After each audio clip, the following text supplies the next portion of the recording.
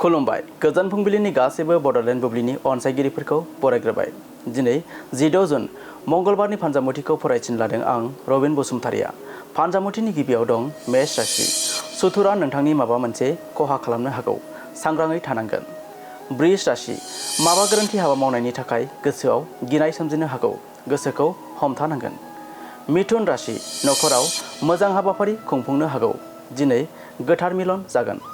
कर्कट राशि। नोंथाङा माबा जाहोननि थाखाय आंगोजों नागारलायनो हागौ, दुखुनि सान। सिंह राशि। अनथोब महरै सोरनिफ्रायबा मुवा मोननो हागौ, गोसोआव गोजोन मोनगोन। कन्या राशि। फरायनायनि थाखाय गोजौ मुं गोसारनो हागौ, मोजां सान। तुला राशि। नोंथाङा धोरोमनि सायाव फोथायनाया खम जागोन, गोसोखौ गोख्रों मोनगोन। वृश्चिक राशि। माबा खोथाखौ लाना सोरजोंबा नांलायनो हागौ, सांग्राङै थानांगोन। धनु राशि।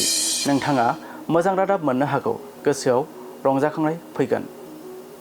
मकर राशि। सोरखौबा मदद खालामनायनि थाखाय बोर मोनगोन, मोजां सान। कुम्भ राशि। नोंथाङा जोबोद जार्लायाव गोग्लैनांनो हागौ, दुखुनि सान। आरो मीन राशि।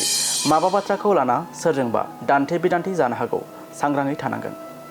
दिनै सानसेनि राशि फरायथिनायाबो एसेनोसै।